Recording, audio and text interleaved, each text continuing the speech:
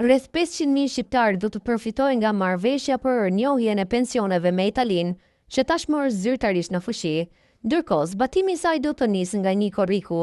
Kjo periudhë do të shërbejë për të përfunduar procedurat për ta bërë marrëveshjen plotësisht të zbatueshme.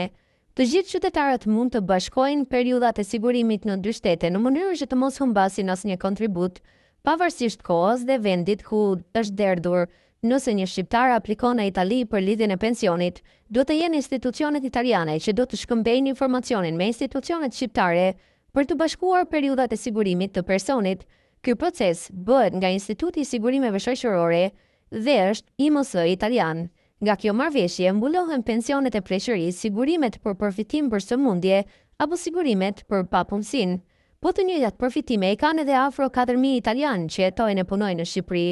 Sipas vendimit të Senatit italian, kostoja për pensionet e shqiptarëve në vitin 2025 përllogaritet në 51.6 milion euro dhe deri në vitin 2032 përllogaritet arrijë në 270 milion euro.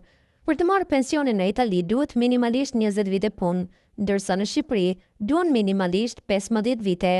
Por me këtë marrëveshje, të gjithë ata që nuk plotësojnë kushtin minimal të viteve të punës kanë mundësi të përfitojnë sepse vitet e punës bashkohen.